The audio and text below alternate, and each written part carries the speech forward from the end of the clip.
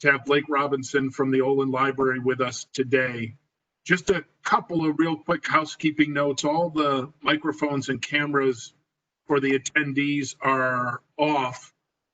And at the end of Blake's presentation, we will have time for some questions and then some answers from Blake. And if you want on your WebEx screen, again, towards the end, but you can go ahead and do this at any time. If you have a question, you can use that checkbox that's just on the bottom middle of the WebEx screen to go ahead. And then, as I said, at the end of the presentation, we'll go ahead and get your questions answered. And also know for everyone that we are recording these sessions. So if you do miss something, or if your bandwidth or something on your virtual end isn't connecting exactly, know that we're going to record these, and these will be housed on the Alumni Association website page. So you'll always be able to have access to that. And after the event, or shortly after the event, we will go ahead and send that recording out to everyone who registered. So again, thanks for being here. I just want to introduce our guest speaker today, Blake Robinson. Blake began working at Olin in 2019. Prior to joining Rollins College, he worked as a librarian for the State Library of Florida in Tallahassee. And he's also worked in various capacities at Florida State University and also the University of Central Florida. Blake holds a BBA in marketing from the Red McCombs School of Business at the University of Texas. His graduate work consists of an MA in Arabic and Islamic Studies from the University of Sydney in Australia, and an MS in Library and Information Studies from FSU. Blake serves as Olin's point of contact. I hope I get this right, Blake. It seems like you're the point of contact for almost every program here on at Rollins College, but quite a few of them. We appreciate that you're the Crummer point of contact, but he also works with departments in business, economics, the health professions, social entrepreneurship, as well as psychology, counseling, applied behavioral analysis, and clinical services programs. Blake's research interests include business information, literacy, instruction, and government information in libraries. And when not working, and it seems like he's working all the time with all those departments, but when not working, Blake enjoys traveling, hiking, and open air festivals. And I also wanted to give a special thanks to Blake, especially for our Crummer folks. Blake has been working in the last several weeks with our current MBA students who are working on their capstone projects. And some of you know that's a great part of the Crummer education, where they consult with local businesses and or look to bring NASA intellectual property to market. So a huge thanks, Blake, for you for being involved with that. We truly appreciate it. I know the faculty and the students do as well. So again, thanks for being here, Blake. I will turn it over to you. It's all yours, sir. Thank you, Mike. Welcome, everybody. I'm so glad to have you with us today. Today, we're going to talk about free business resources that are available to Crummer alumni during the COVID-19 pandemic. And just a second here. Mike did a pretty good job of introducing me, but just to reiterate, my name is Blake Robinson, a business librarian here at Rollins College, point of contact for current Crummer students as well as alums. If you all have any information needs, I'll be glad to help you to the best of my ability. My email's on this slide, and you all can just email me, and I will respond to you as quickly as I can. Today, we're going to talk about a few different topics. I'm going to show you the free resources guide that I came up with for small business research and entrepreneurship research. And a lot of those resources are going to focus on free resources that are especially available during COVID-19. We're also going to be talking about nonprofit funding sources and where to find information for that. Consumer demographics with a great resource called Demographics Now. It's really fun. I think you all are going to really love Demographics Now. It's very applicable to folks in the for-profit and the nonprofit sector, and it's only going to get better in the next year or two as we complete our 2020 census in this country. And finally, I'm going to show you how to find industry reports in IBISWorld. And just to let you all know, while those are not available to you as Crummer alums in terms of being able to search and everything online, and campus is kind of locked down to visitors right now, if you come across a report online and you need that report and it's available, you can just shoot me an email and I'll be glad to provide that for you. So today, just as an example, I made up a nonprofit called Save Historic Miami, and there are really lots of groups like this in Miami and Miami Beach, and I used to work with some of them in a past life.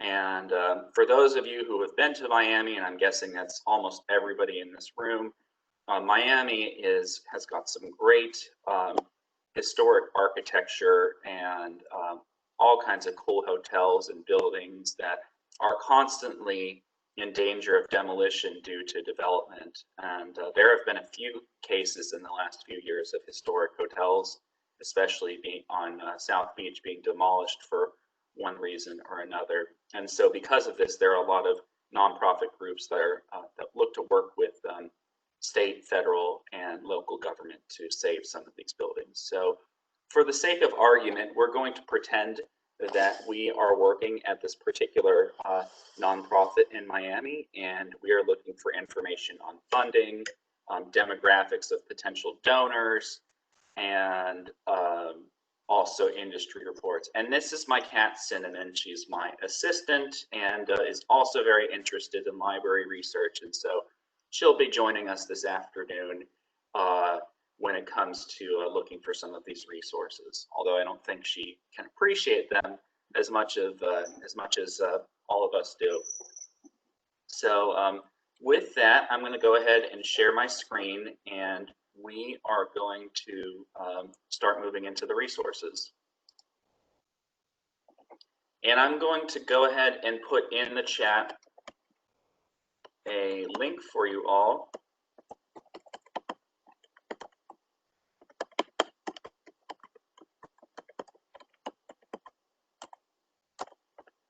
And you are welcome to follow along with me. It's libguides.rollins.edu/free biz resources. And you all are welcome to follow along with me and explore this resource as we continue on. So let me go ahead and share my screen.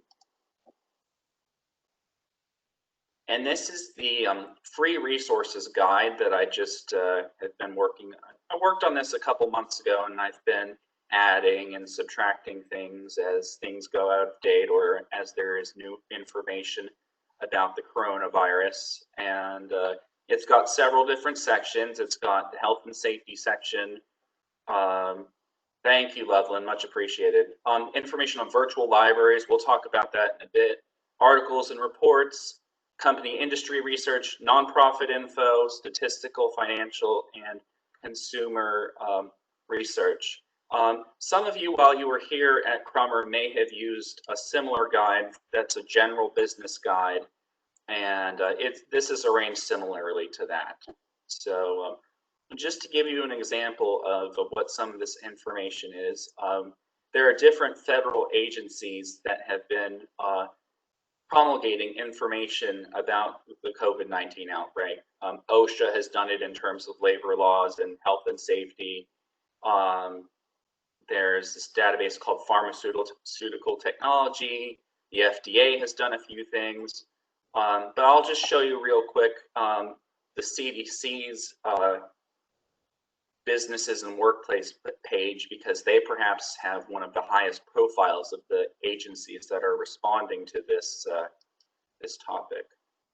So just to let you know that this is there and available to you all.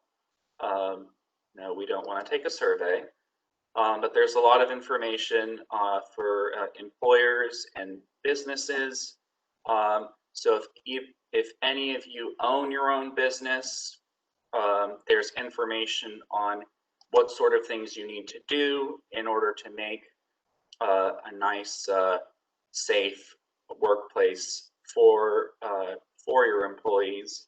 And so the CDC has quite a lot of information on this topic, and so the health and safety tab of this guide is designed to help you all be able to navigate some of these different scenarios that are going on with the coronavirus. So with that, we'll go ahead and move on from the CDC. We're going to go back to our guide here. And what we'll go ahead and do is, like I said, we're doing a nonprofit as our example, Safe Historic Miami.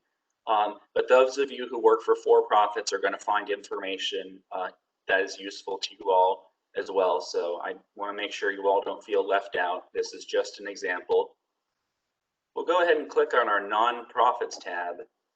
And, you know, this has been a hard time for nonprofits and for-profits alike. And one of the challenging things as the economy contracts and there's less consumer spending is where to find funding for a nonprofit. And so there is a company called Candid you may have heard of, and they are a they're a big resource for nonprofits, and they have a couple of resources. One is called GuideStar. I'll go ahead and put that in the chat, and it's on this guide too. And the other one they have is Foundation Directory Online, and that one is available at the Orange County library system. And I believe that you can go downtown and go to the library, even if you don't live in Orange County, and you can use some of those resources. Thank you, Loveland. I appreciate that. Yeah. So, so those are two big resources. Yeah, GuideStar and Foundation Directory Online. But Candid does a bunch of other stuff. They have blogs, they have guides, they have all sorts of stuff. But we're going to focus on funding, emergency funding specifically. And what we can go ahead and do is we're on our philanthropic response to coronavirus, and we're going to scroll down, click on funding opportunities, and we'll see what we get from that. And these talk about some of the recently added funds. So it looks like North Carolina has had a fund that's been added. We're not particularly interested in North Carolina. We're a Miami nonprofit in this case. So we're going to go ahead and click on See All Funds. And we can go ahead and filter by location. We're going to type in Florida. And we've got various counties that have different programs. But we're going to click on Miami-Dade County. And we see here we have the COVID-19 Community Recovery Fund. And it says that the Community Recovery Fund provides critical help to Miami-Dade nonprofits whose operations are severely impacted by COVID-19. So for our nonprofit, that sounds pretty good. So let's go ahead and check out the fund details and see if there's anything of use to us.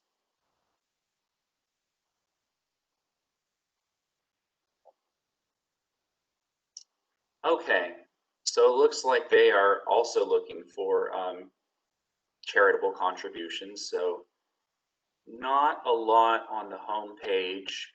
Maybe if we explored it a little bit more, we could find more information, but that's not a problem.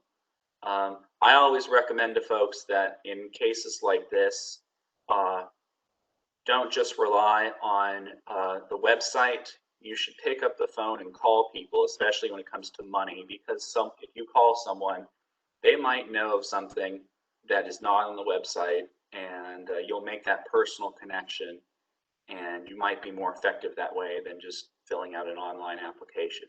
So fortunately for us, we have we can find information about this fund. we can find out about the funder specifically, which is the Miami Foundation, as you all can see here.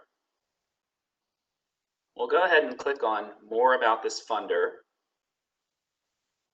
And this is an example of Foundation Directory Online, the database that I was telling you about that's available at the Orange County Library system. And looks like this is some free content that they have.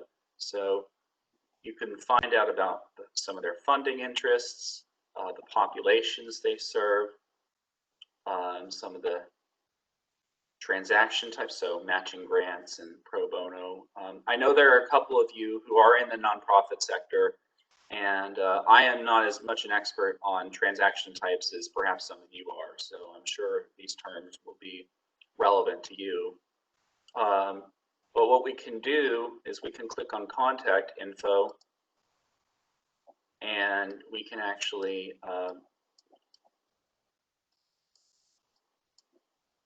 have the telephone and email available for you right away. And that's wonderful. I can tell you, I used to work in sales, and sometimes it's very difficult to find accurate phone and email information. And sometimes you have to go through a gigantic phone tree to get to the person you want. So I can tell you that this information, being able to directly contact a foundation like this is very helpful. Especially now. So with that, that is how we find nonprofit funding information, especially coronavirus emergency funding right now. So we'll take a second and just digest that for a minute, and then we'll move on.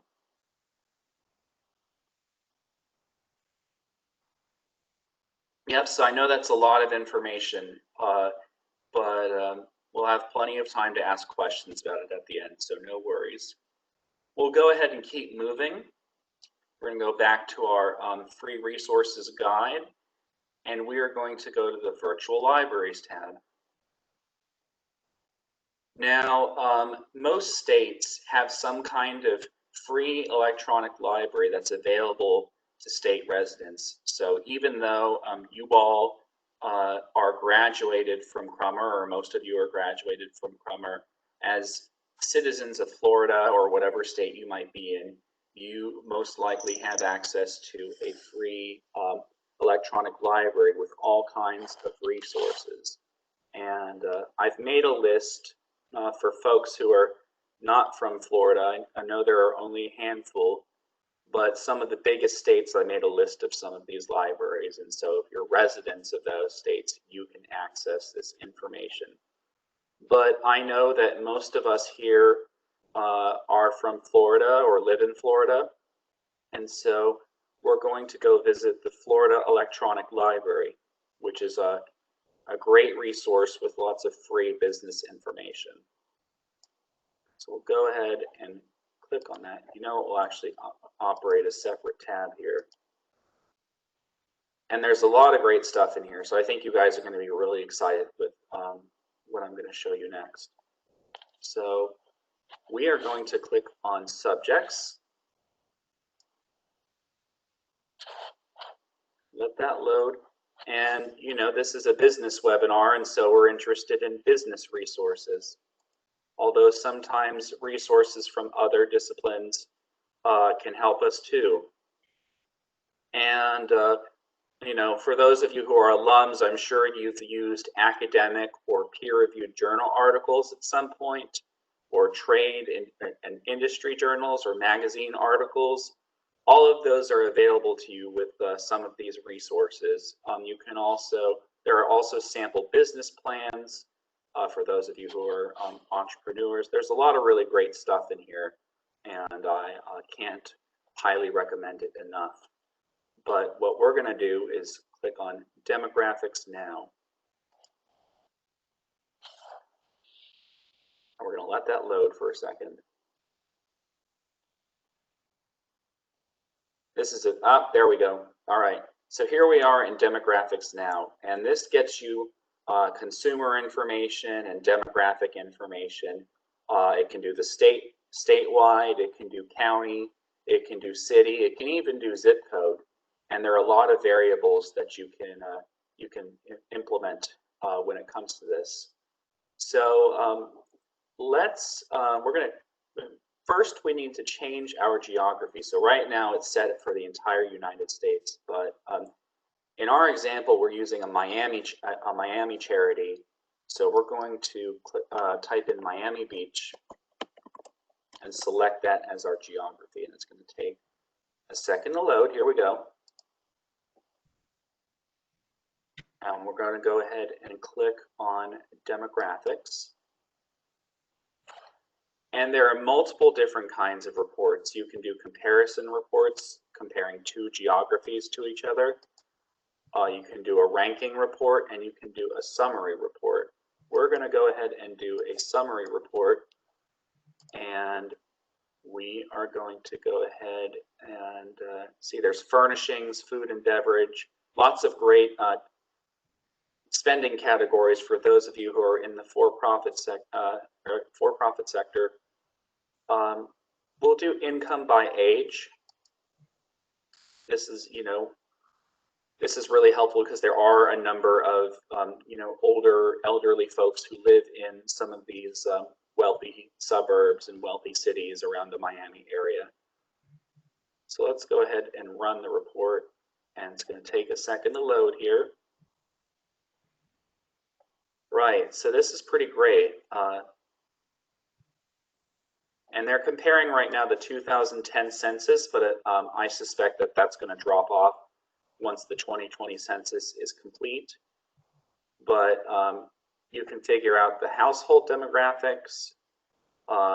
So most of the households are going to be between 35 and 64. And you can actually see that as time has gone on, that the median age of the household has increased over time. And just to remind you all from statistics, median is the point where 50% fall below and 50% fall above. But just to give you all an idea of what this is like, there's some really great information in here just about different kinds of demographics and things like that. And so it looks like there are a number of households that are relatively wealthy, go from 60,000 on up, and 879 households that make more than $150,000 a year. In fact, this is the 2000 census, but the same thing here in our 2019 estimate, which is the most recent one. There are more households that make 150,000 than there are that make between 100,000 and 125,000. And so, if you were looking to find donors for this nonprofit, this would be a really good place to go. So this is how reports work in demographics now, or demographic information works. We're going to go ahead and go to maps now. This is the. Go ahead, Mike.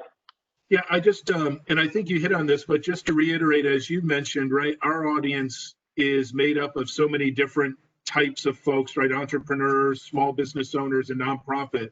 And this demographic information seems fantastic, but again, that's open to all folks, right? Not just nonprofits. I mean, everybody. Yeah. Okay. Yeah, I should thank you, Mike. I should clarify. If you I were was just clarifying, I think you mentioned it, but it's just such a powerful tool. I just wanted to make sure everyone knew they could get in there. Thanks, Blake.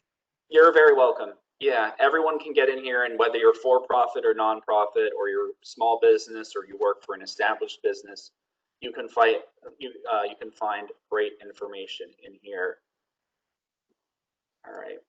So this is the map function, and so we still have Miami Beach as our geography. And let me see here.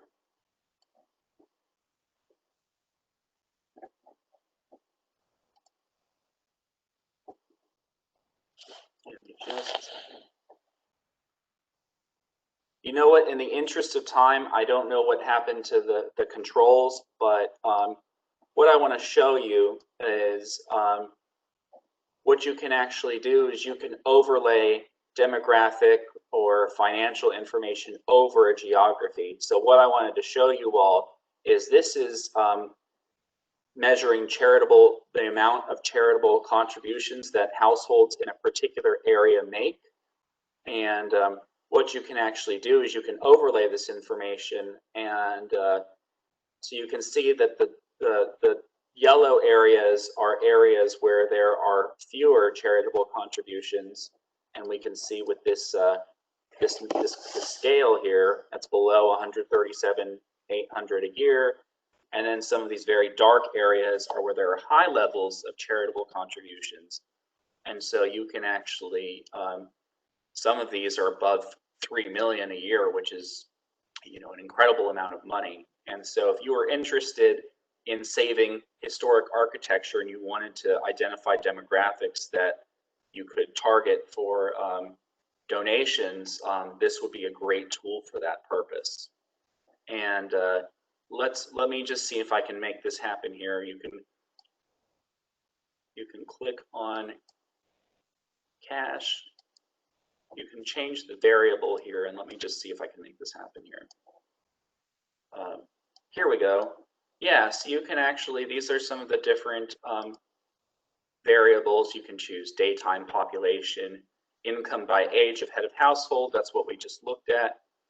Mosaic are consumer profiles, and for those of you who are familiar with Experian, which is one of the 3 credit bureaus, I believe some of that data comes from them. And then there's also census information as well. And the American Community Survey, which is another survey that the Census Bureau does. So we can actually look at the daytime population just as an experiment.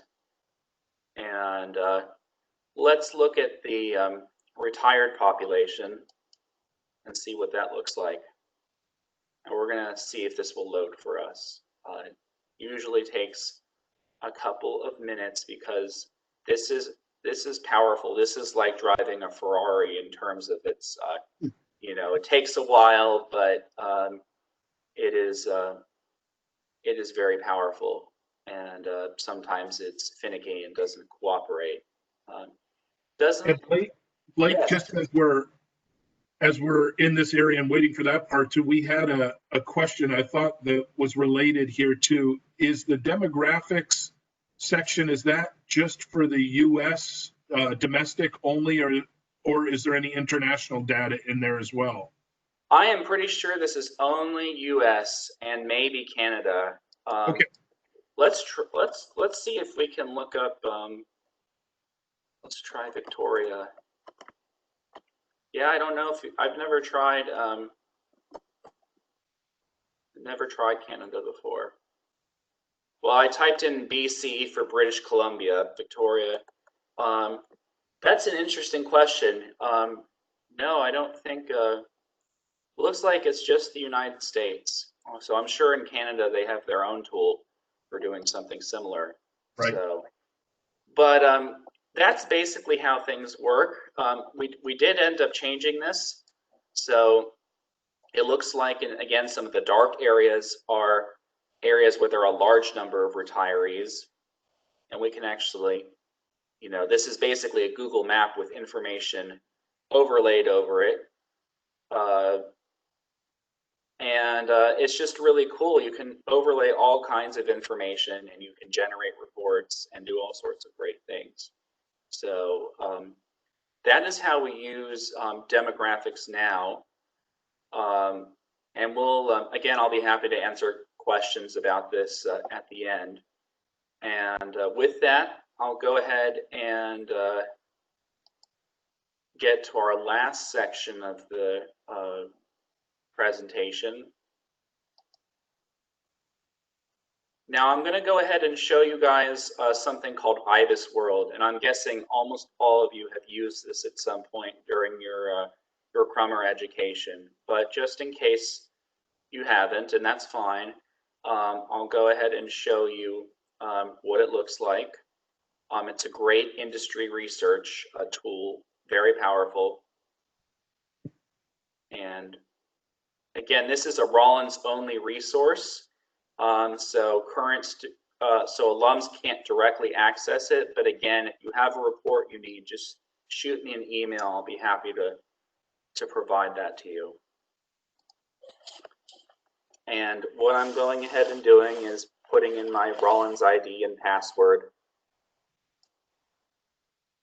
so that it knows that I'm a Rollins faculty member. It's going to take just a second to load here. All right, so again, we're doing a search for nonprofit information. And so I'm going to type in nonprofit. This is a very easy resource to use. And this is the civic, social, and youth organizations in the US. And so I would think that Save Historic Miami definitely counts as a civic organization based on its mission and what it does. So we'll go ahead and click on that.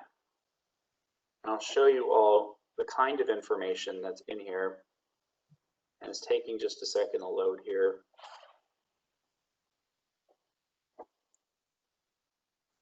All right, so what's been going on with a lot of these reports is that there have been, IBISWorld, which is a research firm, has been updating all of these industry reports because everything has changed so much during COVID that, you know, information that was current in January or February is no longer current. So they're saying here that the revenue is anticipated to decline 2.9% in 2020,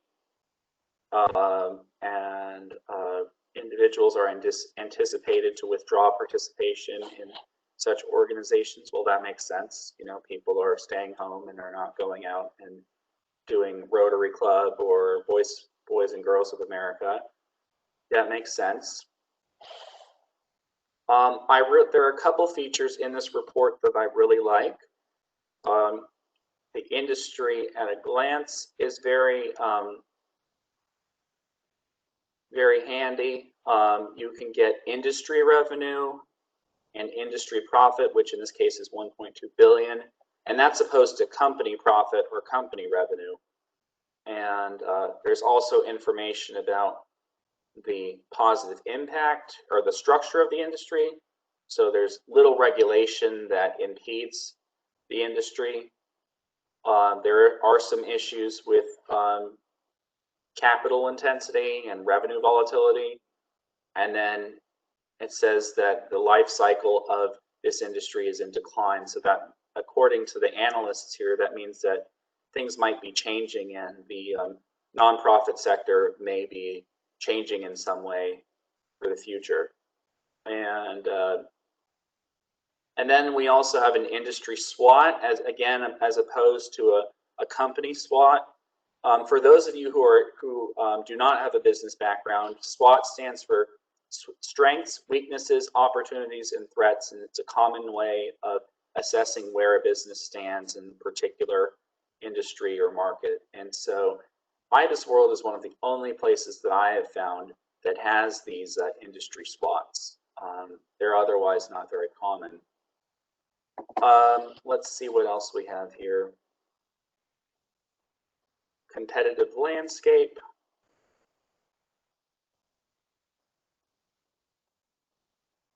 It talks about the market share concentration. So there's not a company in the nonprofit world that dominates with like 90% of the market share. That's just not how it works in this industry. It's much more decentralized. And it talks about some of the success factors that IBISWorld identifies for a business. So especially with nonprofits, having a good reputation is really important, because if it has a bad reputation, especially as a doesn't spend money well that is donated to it, then that's going to be a real problem.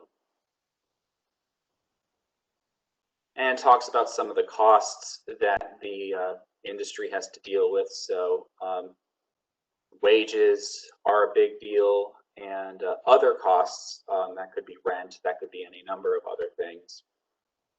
So this is all going to be different depending on the kind of industry that you're dealing with. And then the last thing I'll show you, this is kind of interesting, called major companies. Oh, there are no major. See, this is different. See, like if you had Coca-Cola, or you had cola or soda production, you'd have Coke, Pepsi, RC Cola, arguably maybe Dr. Pepper. But it shows some of the other companies that have a decent amount of market share, like Boys and Girls Club, Girl Scouts, Lions Club, of course, they're a well-established nonprofit, and then Rotary International, and then Boy Scouts of America. And so you can get a lot of good information about civic organizations and things like that. So now you're looking at this and you're saying, well, Blake, you know, I don't have access to this directly. So if I ask for you to help me, what can I do? And what I'm going to go ahead and do is I am going to share what the report looks like that I would send you. So I'm going to stop sharing my screen here for a second. And I am going to go ahead and share this Adobe PDF that I would download for you. And so this is what it would look like. It looks like this is about 50 pages, and it's got all the same information in this particular report that I just showed you. It's organized in a more conventional fashion in terms of having a table of contents and things like that. But it's got all the same high quality information. And again, if you see this online, if you see a report and it's trying to charge you hundreds of dollars for that report, don't pay for that. Oh, you're welcome, Loveland. Yeah, don't pay hundreds of dollars for this stuff. You know, we're paying for it. We're glad to help you. You guys are alums. You're important to us, and glad to assist you with that. So those are the 3 resources that I wanted to discuss today. And if there are no questions at this point, we can go, well, I guess we can move on to the questions part at this time. Yeah, no, that sounds great, Blake. Thanks so much for that in-depth analysis too. But yeah, I would say to the group, if you have any questions, again, if you use that chat feature there at the bottom of your screen, we can go ahead and provide those to Blake. One question, Blake, that had come up previously, just where you were kind of in that reporting world, some folks have also said, is there any assistance? Often folks are researching through Google and might come across a paywall or something, for instance, for like a past article of the New York Times. And again, just throwing it out there, is there any assistance that we could provide in a scenario like that? Yes, if it's a New York Times article, we do have a subscription to the New York Times. It really depends on how far back a specific article goes. The thing I will say is that, you know, with the semester that we're having coming up, I would really appreciate if you guys had a citation.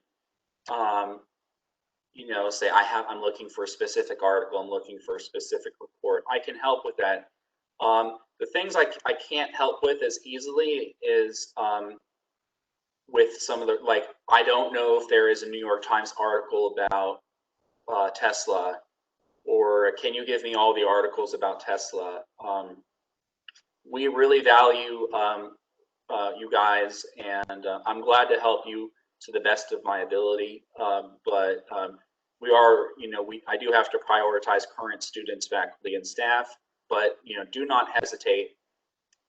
At least ask me the question, and I'll tell you what I'm able to do for you. But don't hesitate to ask. Please don't. Well, that's great, and that's good for our folks to know of. If it's something specific, right, that seems better than an idea of just anything on Tesla. But good for everyone to know that we can at least entertain the question, and then we can do what we can, right? And that's Right.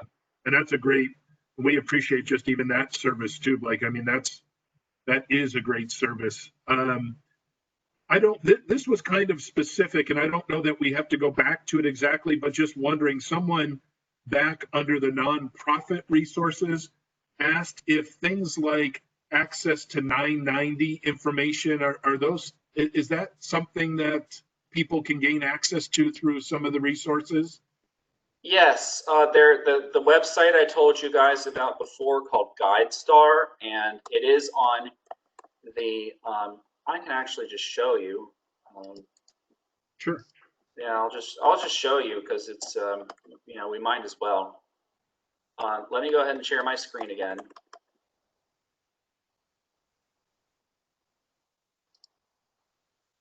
And I'm pretty sure I have a password for this, but it's on the nonprofits.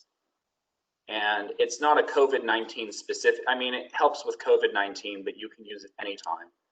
So I have it right here on the nonprofit tab of the guide, and hopefully this will work for us today. I'll go ahead and sign in, and I have the password saved. And so let me see here. Let's do Rollins College, because Rollins College is a nonprofit. Let's see if this comes up here. So give me just a moment. Yeah, here we go. Rollins College, it's gold. I don't know exactly. Oh, let's see, this gold level GuideStar participant demonstrating its commitment to transparency. Well, we would expect nothing less, right? Let's go ahead and click on that, and you can get on this resource, you can get 990s that go back, I believe, a couple of years, because they don't have the newest ones, and there's a lag time. So over here we have download tax forms, and we can. So it looks like this is the 2018 Form 990, and this is what it looks like. So this is the 2018. Looks like there's a lag, but yeah, you can, if you want to vet a nonprofit, the GuideStar is a great way to do it. I don't know if they have everyone's 990, but I know they have a lot. Right. No, that's terrific. It's great to see that. And we did get a question in the chat about, will these tools and links be provided? So just so everybody knows, after and shortly after this, we will send a copy of this recording to everyone, and also some additional information about the resources Blake has shared here. So just to let everyone know that. And again, if there are any other questions, please go ahead and send them through now. Were you going to say something, Blake? I was just going to say, you know, don't feel pressured that like you have to remember everything right now. I know it's a lot of information. And that's why I think in terms of learning and remembering things and retention and all that, you know, a nice short follow-up email is an effective way. And you'll have that in your email. You can look at it at any time and check out. You can be like, oh, yeah, I remember we talked about that during that webinar. And someone asked, Blake, just in that resource guide, was that your own login to GuideStar, or is that a Rollins resource where someone can put that in themselves? Just, I guess, to clarify that for folks. That was a free login. It has nothing to do with Rollins. It's just, you can go on, I think it's guidestar.org, and you can set up an account, and there's a lot you can look at. Now, I'm not sure about, I have no doubt that there's a premium version that you can do, and yeah, because what I'm looking at is GuideStar Basic. So I'm sure if you wanted to do serious vetting of nonprofit resources, you know, you'd have to pay up. But you know, you can get the 990s online easily, and that's it's significantly easier doing that than getting them through the IRS. I can promise you that. For sure. Well, I think this has been great, Blake. I think that's all the questions we had at the moment. So I think we're kind of right on time there. But Okay. Truly appreciate you carving out this time and really acting as a great supporter for our amazing alumni network, and appreciate your time and dedication to that very much so. Thank you for the kind words, Mike. Yeah, you're very welcome. You all just, I'm going to put my email in the chat here again for you all. And I will say, you know, normally we would welcome you all to campus and to Olin Library, and you could come in and use some of these Rollins specific resources yourself, like IBISWorld. And in fact, that's what I tell people to do if they're, you know, if they're asking a lot of questions, or it gets to the point where they need to do their own research. I'd say, come on in, make an appointment with me, then use one of the computers and use IBISWorld. And unfortunately, the building is R-card only right now, and so just for safety's sake, you know, we're not really having a lot of I don't think we're having any visitors from off campus. You know, that's why I wanted to do this webinar, because I know this is a problem right now, but I wanted to make myself accessible to you all. And it will get better. This will get better, and Olin Library will be open again for alums to come and do research at. So that will definitely happen. That's great. Thanks again, Blake, and for everyone out there. Yeah, we look forward, right, to getting folks back to whatever that new normal is, but we'll be back, and the library will be open at some point. But encourage you to reach out to us, reach out to Blake if you have questions. We're willing to help. We appreciate, again, all the attendees carving out some time for this session, and we wish you well. Stay healthy and stay safe out there. We'll see you again soon. Take care. Oh, you're welcome, Robin. You're very welcome.